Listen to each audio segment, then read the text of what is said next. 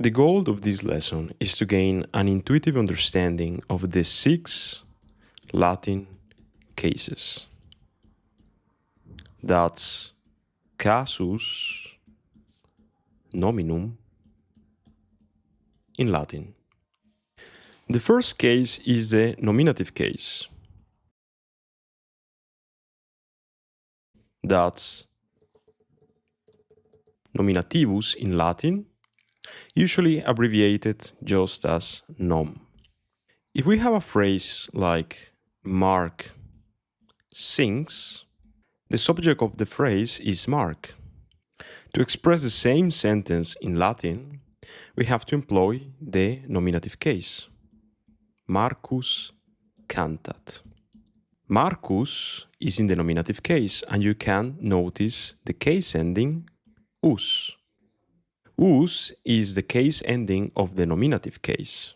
And we can say that the nominative case expresses the subject nominative of the phrase. Then we have the accusative case. That's accusativus in Latin, simply abbreviated usually as ac. If we have a phrase like Quintus hits Mark, Quintus is the subject of the phrase, hits is the verb, and Mark is the object. We know that thanks to the order in the phrase. Quintus comes before the verb and Mark comes after the verb.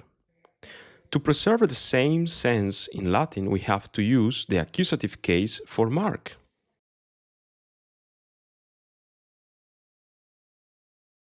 So Quintus is now in the nominative case, as in the phrase above, because Quintus is the subject, and Marcus has become Marcum.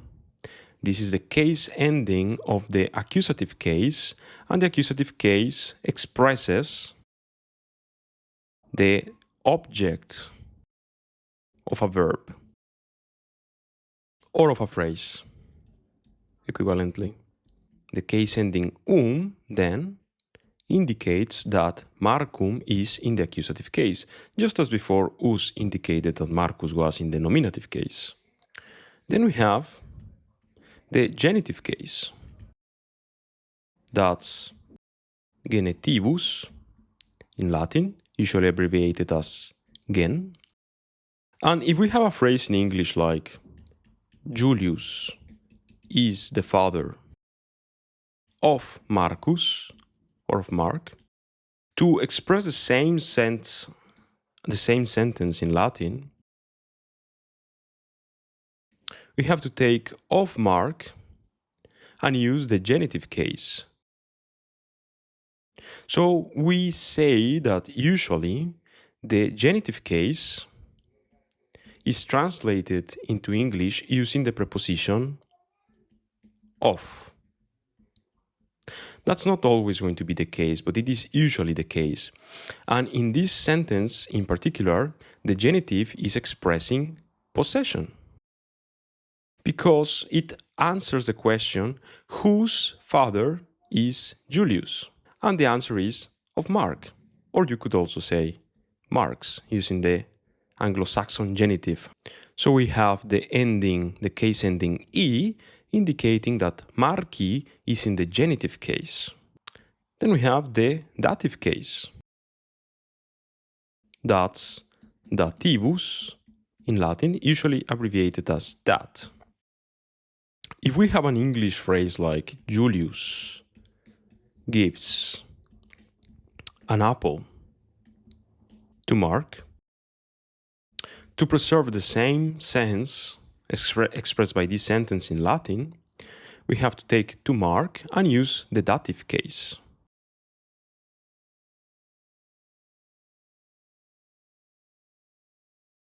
Marco. Julius dat malum Marco. Notice that Julius is the subject, and that's why we use the case ending us. Dat is the verb. And in this case, an apple, or malum, is the object of the verb.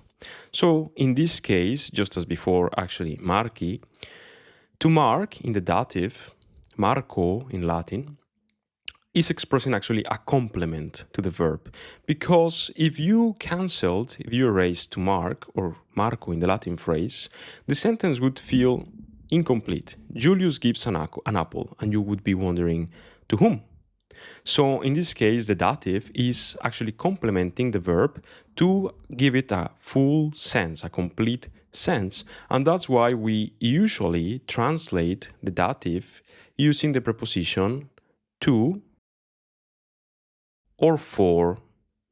And again, this is not going to be 100% of the cases, but if you translate the dative with to or for in English, you would be correct 80% of the times. And actually the fact that we call it dative case, that actually comes from the Latin verb dare, which means to give. So that's why we call it dative, because it usually goes with the verb dare, to give. And the case ending o is going to tell us that Marco is in the dative case. Then we have the ablative case. That's ablativus, in Latin, usually abbreviated as abl. So let's take a look at the English phrase, something like Quintus is with Mark. To preserve the same sense in Latin, we have to take with Mark and use the ablative case. But notice that here in this case, we are not only using the ablative for Mark, we are also using a preposition just like in English. So in a sense, this is mirrored or parallel to the English structure. That's because the ablative case actually has many usages: instrumental, manner, company, ablative absolute. There are, I think, more than 24 cases or usages of the ablative. So don't worry too much about that. Usually, the ablative is going to be used after Latin prepositions, cum, ab, de, and depending on the preposition, the sense and the function is going to change. Therefore, the translation is going to be different. But in this particular sentence, cum plus the ablative is going to indicate company. That's why we use with, the preposition with, to translate the ablative. We could also say Quintus is in the company of Mark, and that would be an appropriate translation of Quintus est cum Marco. And so the case ending o is going to tell us that Marco is in the ablative. Now, you may have noticed that the case ending for the dative and the case ending for the ablative are identical. So there is room for ambiguity. But that only happens in some of the declensions, not in all 5 of them. Don't worry too much about that. Finally, we have the vocative case. That's vocativus in Latin, usually abbreviated as voc. And that's the case we use simply when we address someone. So in a phrase like, hello, Mark. The way we translate this to Latin is by declining Mark into the vocative case, dos. Salve, Marke. And so we say simply that the vocative case is the case we use to address someone when we are calling them, for example. And so as you can see, we have 6 Latin cases, and the case that we are going to use to decline a specific noun will depend on the function of that noun in the phrase. In other words, we are going to use a specific case ending, us or or I or o, or again o, or for the vocative in this particular declension, e. We are going to use a different case ending to decline the noun in a specific case to use that noun according to the function that it has in that sentence. Now, for now, the important thing is that you familiarize yourself with these 6 Latin declensions, and don't worry too much about memorizing the specific endings for now, because for these examples, I have actually used Marcus, the word Marcus, which actually belongs to the second declension, but there are 5 of them, as you may remember. 5 declensions, and each declension is going to have a specific and different set of endings, but that's the topic for another lesson.